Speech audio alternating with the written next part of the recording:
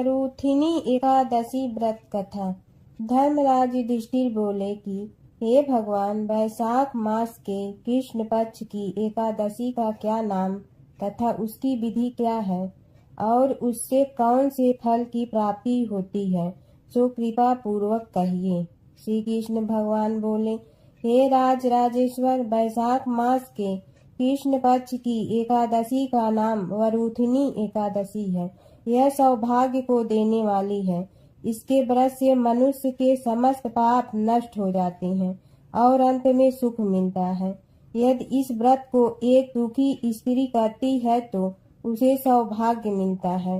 वरूथिनी के प्रभाव से ही राजा मानधाता स्वर्ग को गया था। वरूथिनी एकादशी के व्रत का फल 10,000 वर्ष तपस्या करने के फल के बराबर है। कुरुक्षेत्र में सूर्य ग्रहण के समय जो एक बार स्वर्ण दान करने से फल मिलता है, वही फल वरूथिनी एकादशी के व्रत करने से मिलता है। वरूथिनी एकादशी के व्रत से मनुष्य इस लोक और परलोक दोनों में सुख प्राप्त करते हैं और अंत में स्वर्ग को जाते हैं। हे राजन, इस एकादशी का व्रत करने से मनुष्य को इस लोक में सुख और परलोक में मुक्ति मिलती है। शास्त्रों में कहा गया है कि हाथी का दान घोड़े का दान अधिक उत्तम है और हाथी के दान से भूमि का दान उत्तम है। उससे उत्तम तिलों का दान है। तिल से स्वर्ण दान, स्वर्ण से अन्न दान श्रेष्ठ है। संसार में अन्न दान के बराबर कोई भी दान नहीं है। अन्न दान से पितृ देवता मनुष्य आदि सब तृप्त हो जाते हैं। शास्त्रों में कन्यादान इसके बराबर माना गया है। वरूथिनी एकादशी के व्रत के अन्न तथा कन्यादान का फल मिलता है। जो मनुष्य लोभ के वश में होकर कन्या का धन ले लेते हैं, वे प्रलय के अंत तक नरक में पड़े रहते हैं या उनको अगले जन्म में विलाप का जन्म ग्रहण करना पड़ता है। जो मनुष्य प्रेम से एवं यज्ञ सहित कन्यादान करते हैं, उनके पुण्य को चित्रगुप्त भी लिखने में असमर्थ हो जाते हैं। जो मनुष्य वरूथिनी एकादशी का व्रत करते हैं, उनको कन्यादान का फल मिलता है। वरूथिनी एकादशी का व्रत करने वाले को दशमी के दिन से निम्नलिखित वस्तुओं का त्याग करना चाहिए। कांसे के बर्तन में भोजन करना, मांस, मसूर की दाल, चना, कोदो, साग, मधु, दूसरे का अन्न, दूसरी बार भोजन करना। दिन जुआ नहीं खेलना चाहिए तथा शयन नहीं करना चाहिए। उस दिन पान खाना, दातून करना, दूसरे की निंदा करना तथा चुगली खाना और पापियों के साथ बातचीत भी नहीं करनी चाहिए। उस दिन क्रोध करना, झूठ बोलना त्याग देना चाहिए। इस व्रत में नमक, तेल तथा अन्न वर्जित है। हे राजन, जो मनुष्य इस एकादशी का विधि पूर्वक व्रत करते हैं, उनको स्वर्ग लोक की प्राप्ति होती है। अतः मनुष्य को पापों से डरना चाहिए और जो मनुष्य यमराज से डरते हैं, उनको इस वरूथिनी एकादशी का विधि पूर्वक व्रत करना चाहिए। इस व्रत के महात्म्य को पढ़ने से 1 सहस्त्र गौदान का फल प्राप्त होता है। इसका फल गंगा स्नान करने के फल से भी अधिक है। दूसरी कथा। प्राचीन समय में नर्मदा नदी के किनारे मानधाता नाम के राजा रहते थे। राजा का धर्म निभाने के साथ ही वह जप तप करते रहते थे, साथ ही प्रजा के प्रति दया भाव रखते थे। एक बार वह तपस्या में लीन थे तो एक भालू ने उनका पैर चबा लिया और राजा को जंगल की ओर खींच कर ले गया। तब राजा ने विष्णु भगवान से प्रार्थना की। भक्त की पुकार सुनकर विष्णु भगवान ने अपने चक्र से भालू को मार डाला, लेकिन राजा का पैर भालू ने नोच कर खा लिया था। इस बात का राजा को बहुत दुख था।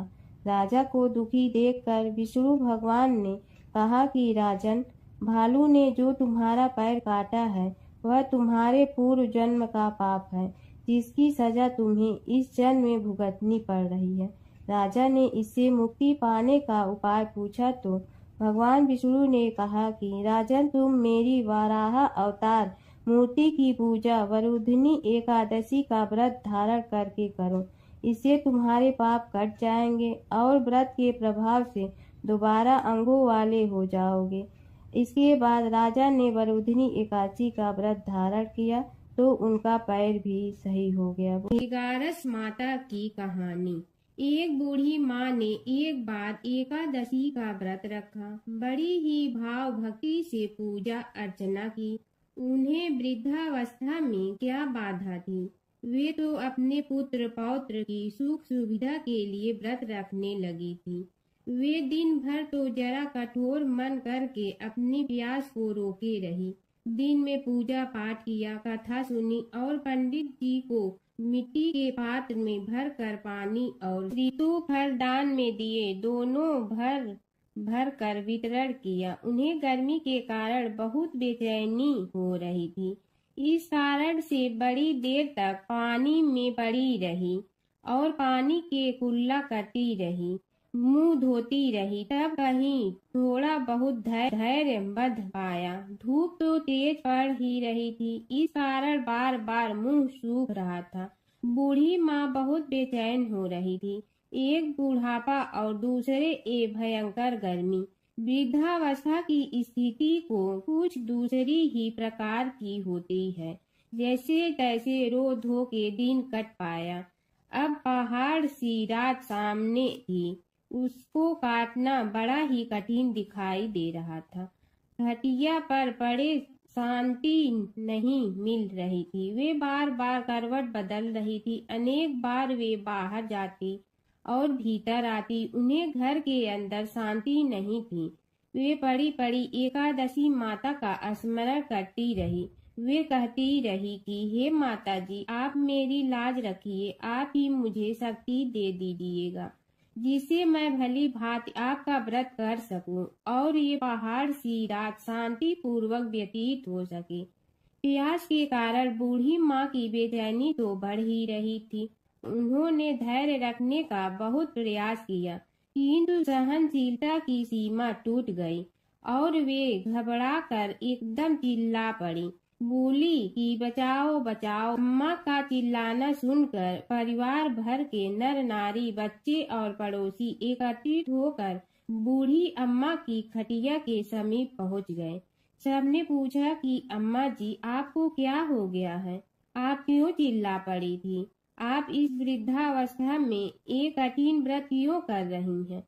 अम्मा जी, शक्ति से ही भक्ति होती है। थोड़ी ही देर में वे फिर से बोली कि अरे, हमारे तो प्राण ही निकलने जा रहे हैं। मेरी छाती पर ठंडे पानी का घड़ा रख दीजिए। नातियों ने दादी की छाती पर ठंडे पानी का पात्र रख दिया। तब कहीं उन्हें थोड़ा बहुत आराम मिला और थोड़ी देर के लिए उन्होंने अपनी आंखें बंद कर ली। एकादशी माता ने सोचा कि ये बूढ़ी अम्मा है तो बहुत कठोर, जरा जाकर उसकी परीक्षा लेना चाहिए।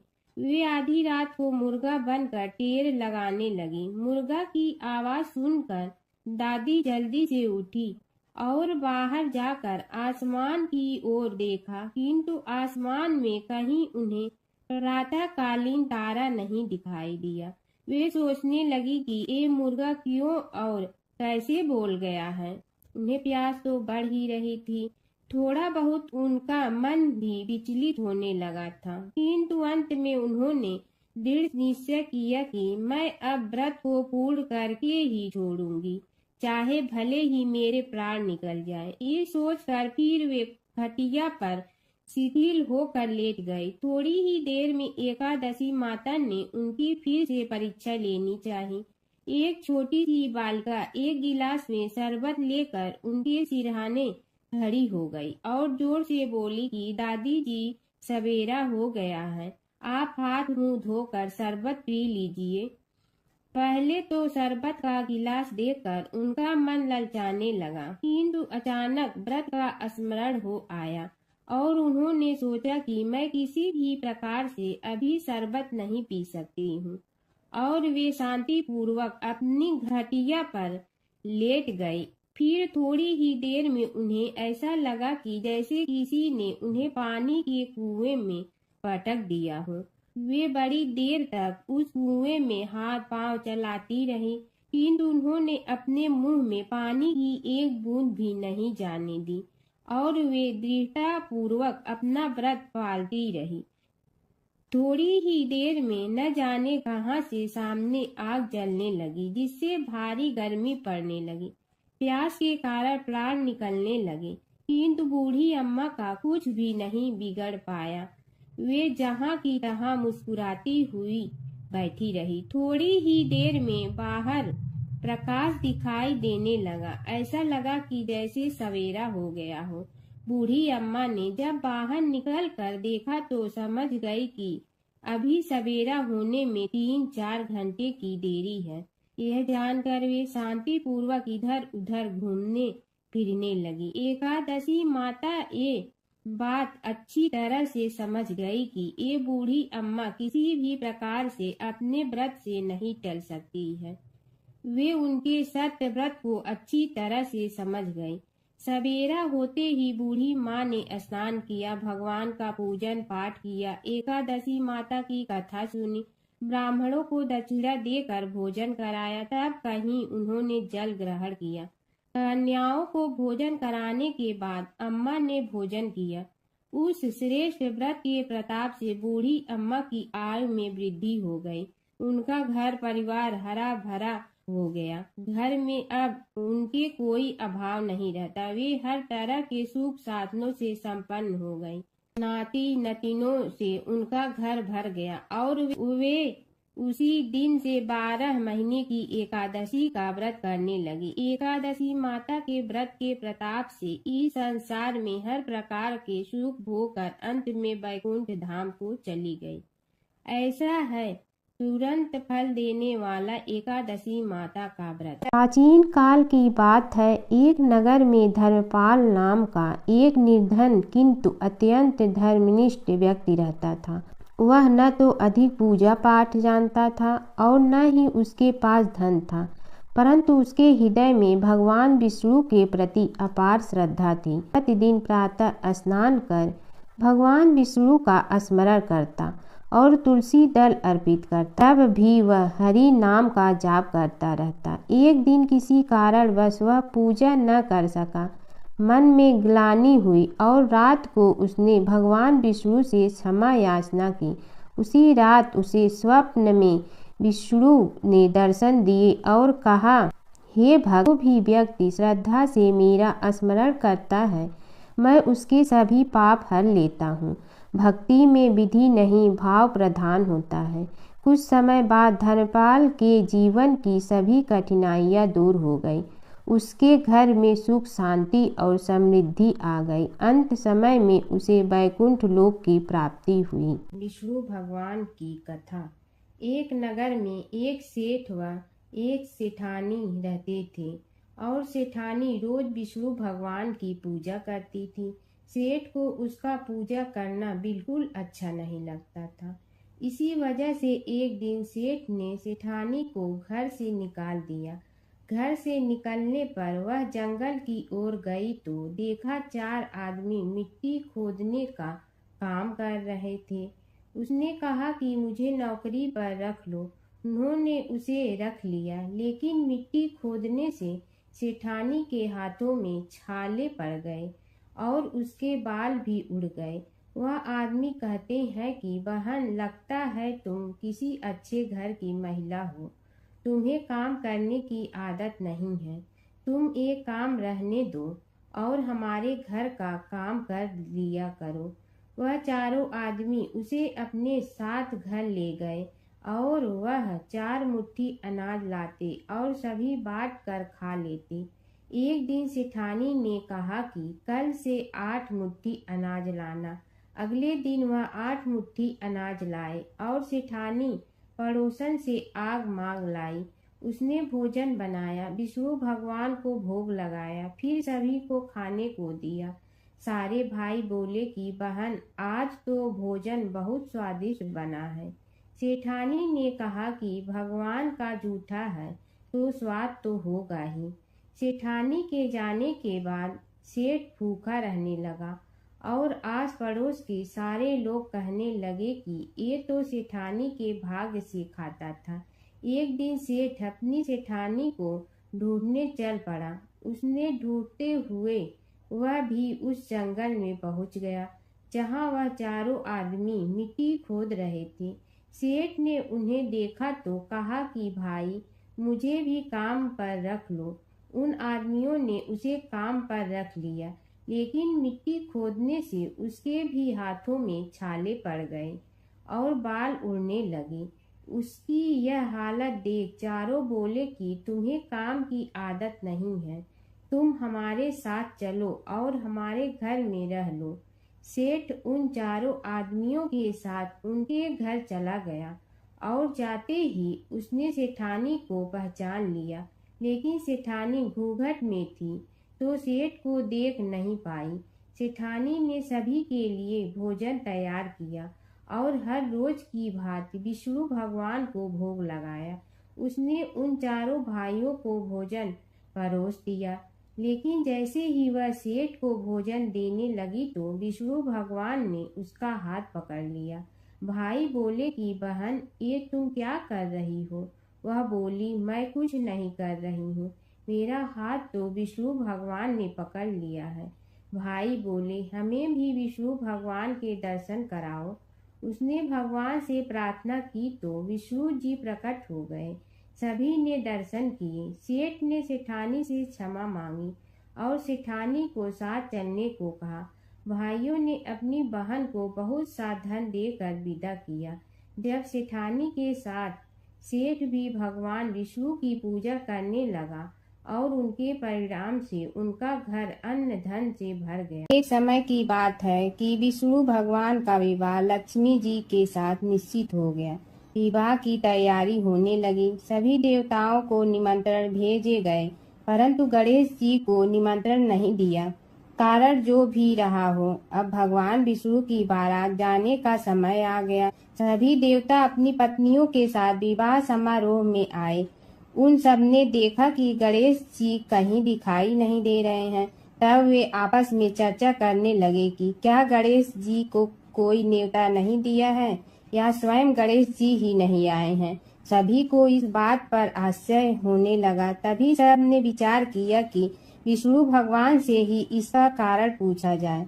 विष्णु भगवान से पूछने पर उन्होंने कहा कि हमने गणेश जी के पिता भोलेनाथ महादेव को न्योता भेजा है।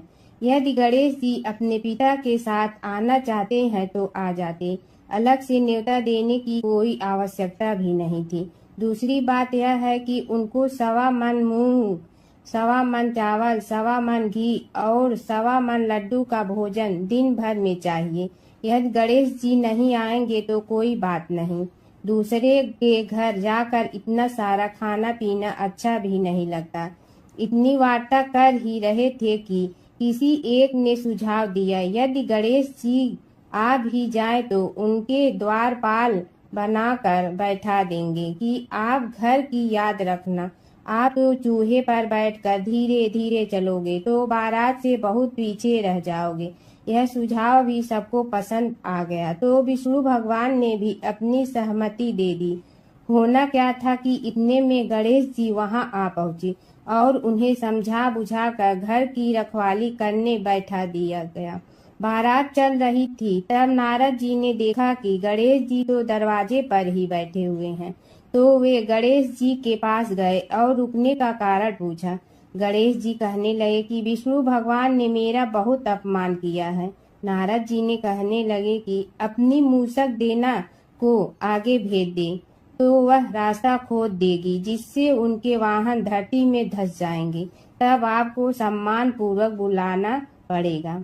अब तो गणेश जी ने अपनी मूसक सेना जल्दी से आगे भेज दी और सेना ने जमीन पोली कर दी। जब बारात वहां से निकली तो रथों के पहिए धरती में धंस गए। लाख कोशिश करे परंतु पहिए नहीं निकले। सभी ने अपने अपने उपाय किए परंतु पहिए तो नहीं निकले, बल्कि जगह जगह से टूट गए। किसी की समझ में नहीं आ रहा था कि अब क्या किया जाए। तब तो नारद जी ने कहा, आप लोगों ने गणेश जी का अपमान करके अच्छा नहीं किया। यदि उन्हें मना कर लाया जाए तो आपका कार्य सिद्ध हो सकता है और यह संकट टल सकता है। शंकर भगवान ने अपने दूत नंदी को भेजा और वे गणेश जी को लेकर आए। गणेश जी का आदर सम्मान के साथ पूजन किया। तब कहीं रथ के पहिए निकले। अब रथ के पहिए निकल के परंतु टूट फूट गए तो उन्हें सुधारे गए। पास के खेत में खाती काम कर रहा था, उसे बुलाया गया। खाती अपना कार्य करने के पहले श्री गणेशाय नमः कहकर गणेश जी की वंदना मन ही मन करने लगा। देखते ही देखते खाती ने सभी पहियों को ठीक कर दिया। तब खाती कहने लगा कि हे देवताओं, आपने सर्वप्रथम गणेश जी को नहीं मनाया होगा और न ही उनकी पूजन की होगी, इसीलिए तो आपके साथ यह संकट आया है। हम तो मूर्ख अज्ञानी हैं, फिर भी पहले गणेश जी को पूजते हैं, उनका ध्यान करते हैं। आप लोग तो देवतागण हैं, फिर भी आप गणेश जी को कैसे भूल गए? अब आप लोग भगवान श्री गणेश जी की जय बोल कर जाएं तो आपके सब काम बन जाएंगे और संकट कट जाएंगे।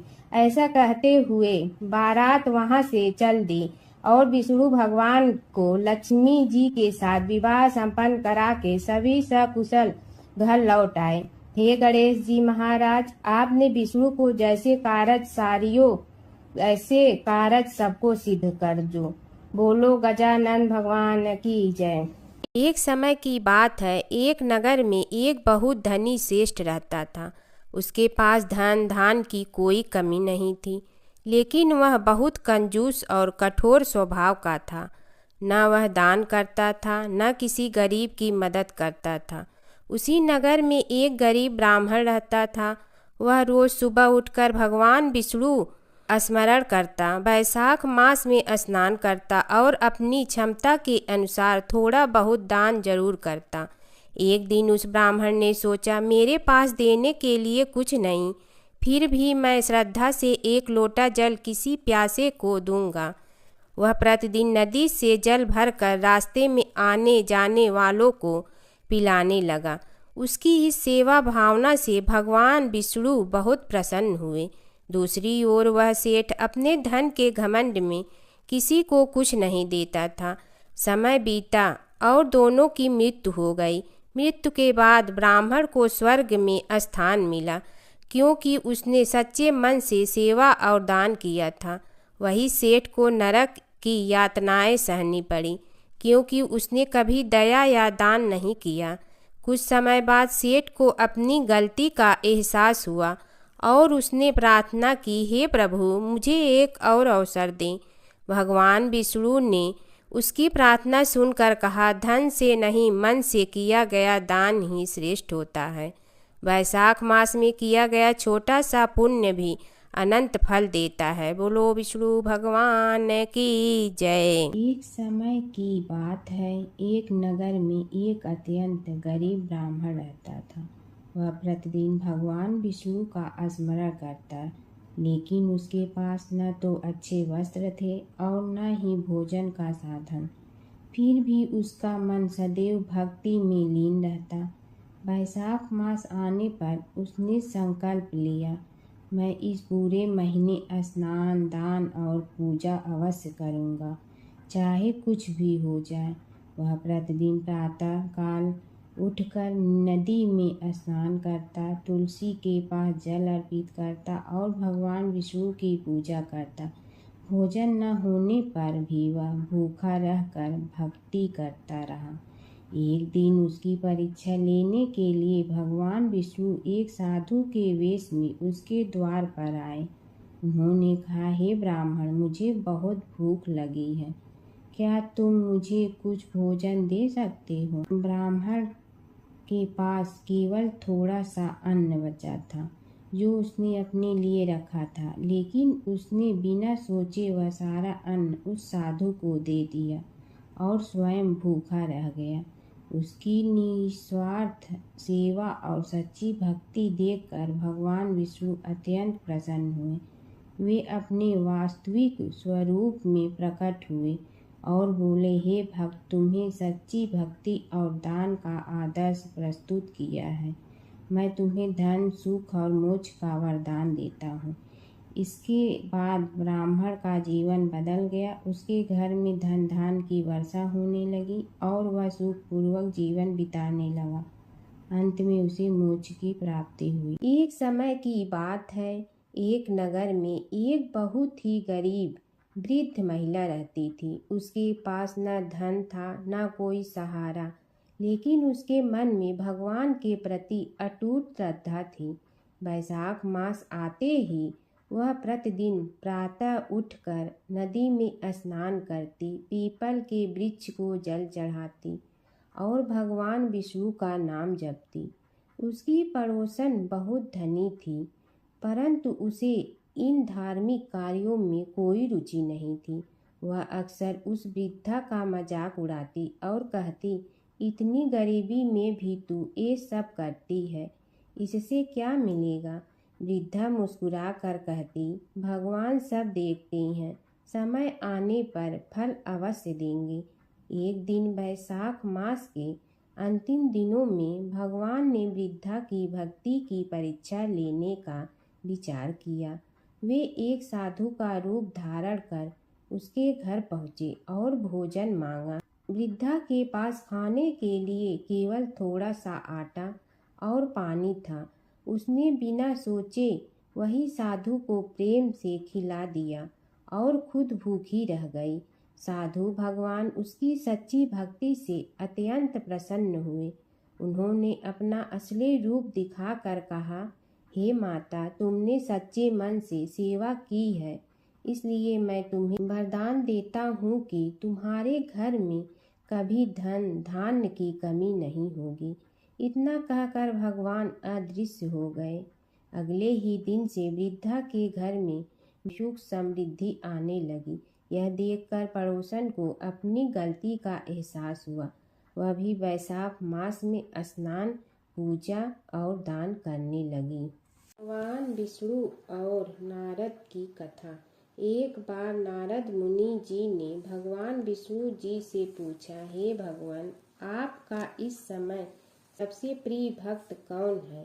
अब विष्णु तो भगवान हैं, सो झट से समझ गए अपने भक्त नारद मुनि की बात और मुस्कुरा कर बोले, मेरा सबसे प्रिय भक्त उस गांव का एक किसान है। यह सुनकर नारद मुनि जी थोड़ा निराश हुए और फिर से एक प्रश्न किया, हे भगवान, आपका बड़ा भक्त तो मैं हूँ, तो फिर सबसे प्रिय क्यों नहीं? भगवान विष्णु जी ने नारद मुनि जी से कहा, इसका जवाब तो तुम खुद ही दोगे। जाओ, एक दिन उसके घर रहो और फिर सारी बात मुझे बताना। नारद मुनि जी सुबह सवेरे मुंह अंधेरे उस किसान के घर पहुंच गए।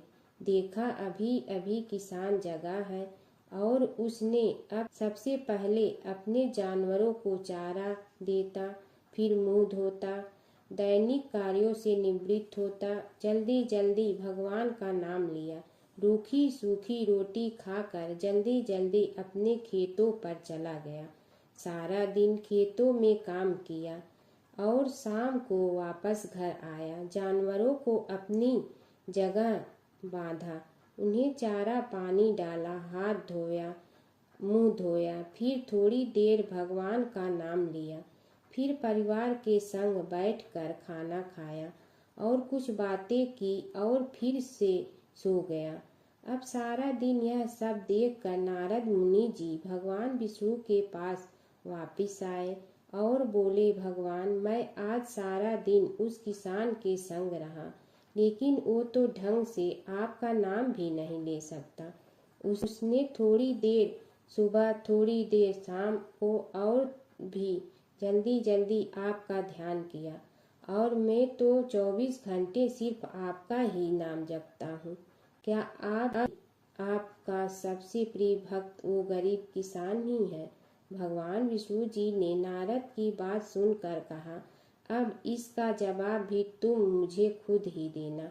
और भगवान विष्णु जी ने एक कलश अमृत से भरा नारद मुनि को थमाया और बोले, इस कलश को लेकर तुम तीनों लोकों की परिक्रमा करके आओ, लेकिन ध्यान रहे अगर एक बूंद भी अमृत नीचे गिरा तो तुम्हारी सारी भक्ति और पुण्य नष्ट हो जाएगी। नारद मुनि तीनों लोकों की परिक्रमा करके जब भगवान विष्णु के पास वापस आए तो खुश होकर बोले, भगवान, मैंने एक बूंद भी अमृत नीचे नहीं गिरने दिया, विष्णु भगवान ने पूछा, और इस दौरान तुमने मेरा नाम कितना बार लिया, मेरा स्मरण कितनी बार किया? तो नारद बोले, अरे भगवान जी, मेरा तो सारा ध्यान इस अमृत पर था, फिर आपका ध्यान कैसे करता? भगवान विष्णु ने कहा, हे नारद, देखो उस किसान को, वो अपना कर्म करते हुए भी नियमित रूप से मेरा स्मरण करता है, क्योंकि जो अपना कर्म करते हुए भी मेरा जाप करे वो ही मेरा सबसे प्रिय भक्त है। तुम तो सारे दिन खाली बैठे ही जप करते हो, और जब तुम्हें कर्म दिया तो मेरे लिए तुम्हारे पास समय ही नहीं था। तो नारद मुनि सब समझ गए और भगवान के चरण पकड़ कर बोले, हे भगवान, आपने मेरा अहंकार तोड़ दिया, आप धन्य हैं। प्राचीन काल की बात है। नैमिषारण्य क्षेत्र में ऋषि, महर्षि और साधु संतों का समाज जुड़ा था। उसमें श्री सूत जी भी विद्यमान थे। शौनक जी ने उनकी सेवा में उपस्थित होकर निवेदन किया कि हे अज्ञान रूप घोर तिमिर को नष्ट करने में करोड़ों सूर्यों के समान प्रकाशमान श्री सूत जी, हमारे कानों के लिए अमृत के समान जीवन प्रदान करने वाले कथा तत्व का वर्णन कीजिए। हे सूत जी, हमारे हृदयों में ज्ञान के प्रकाश की वृद्धि तथा भक्ति, वैराग्य और विवेक की उत्पत्ति जिस कथा से हो सकती हो, वह हमारे प्रति कहने की कृपा कीजिए। शौनक जी की जिज्ञासा से सूत जी बड़े प्रसन्न हुए। पुरातन इतिहासों के स्मरण से उनका शरीर पुलकायमान हो रहा था। वे कुछ देर उसी स्थिति में विराजमान रहकर कुछ विचार करते रहे और अंत में बोले, शौनक जी, इस विषय में आपके चित्त में बड़ी जिज्ञासा है। आप धन्य हैं जो सदैव ज्ञान की प्राप्ति में तत्पर रहते हुए विभिन्न पुराण कथाओं की जिज्ञासा रखते हैं। आज मैं आपको ज्ञान के परम स्रोत रूप श्री गणेश जी का जन्म कर्म रूप चरित्र सुनाऊंगा। गणेश जी से ही सभी ज्ञानों, सभी विद्याओं का उद्भव हुआ है। अब आप सावधान चित्त से विराजमान हो। श्री गणेश जी के ध्यान और नमस्कार पूर्वक उनका चरित्र श्रवण करें। नमस्तस्मै गणेशाय ब्रह्मा विद्या प्रदायिनी यनागस्त्यसमः साक्षात विघ्न सागर सोषणे। कैसे हैं वे श्री गणेश जो सभी प्रकार की ब्रह्म विद्याओं को प्रदान करने वाले, अर्थात ब्रह्मा के सगुण और निर्गुण स्वरूप पर प्रकाश डालने और जीव ब्रह्मा का अभेद प्रतिपादन करने वाली विद्याओं के दाता हैं। वे विघ्नों के समुद्रों को महर्षि अगस्त्य के समान शोषण करने में समर्थ हैं, इसलिए उनका नाम विघ्न सागर शोषक के नाम से प्रसिद्ध है। मैं उन भगवान श्री गणेश जी को नमस्कार करता हूँ। प्रथम पूजा के अधिकारी श्री गणेश जी, यह कहकर सूत जी कुछ समय के लिए मौन हो गए और फिर बोले, शौनक जी, भगवान गणेश जी ही सर्वप्रथम पूजा प्राप्ति के अधिकारी हैं। किसी भी देवता की पूजा करो, पहले उनकी पूजा करो। शौनक जी ने निवेदन किया, हे भगवान, हे सूत, सर्वप्रथम यह बताने की कृपा कीजिए कि गणेश जी को प्रथम पूजा का अधिकार किस प्रकार प्राप्त हुआ। इस विषय में मेरी बुद्धि मोह को प्राप्त हो रही है कि सृष्टि रचयिता ब्रह्मा जी, पालन करता भगवान नारायण और संहार करता शिव जी में से किसी को प्रथम पूजा का अधिकारी क्यों नहीं माना गया। यह त्रिदेव ही तो सबसे बड़ा देवता माने जाते हैं। सूत जी ने कहा, शौनक जी, यह भी एक रहस्य ही है। देखो, अधिकार मांगने से नहीं मिलता, इसके लिए योग्यता होनी चाहिए। संसार में अनेकों देवी देवताएं पूजे जाते हैं। पहले जो जिसका इष्ट देव होता है वह उसी की पूजा किया करता है। इससे बड़े देवताओं के महत्व में कमी आने की आशंका उत्पन्न हो गई। इस कारण देवताओं में परस्पर विवाद होने लगा। वे उसका निर्णय प्राप्त करने के लिए शिव जी के पास पहुँचे और प्रणाम करके पूछने लगे, प्रभु, हम सब में प्रथम पूजा का अधिकारी कौन है?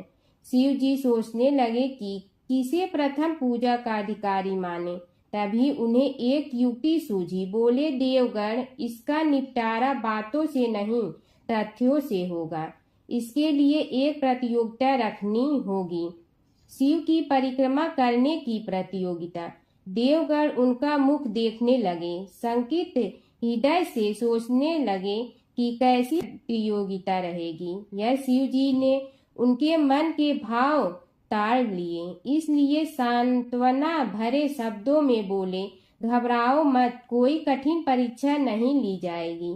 बस इतना ही कि सभी अपने अपने वाहनों पर चढ़कर संसार की परिक्रमा करो और फिर यहाँ लौट आओ। जो पहले लौटेगा वही सर्वप्रथम पूजा का अधिकारी होगा।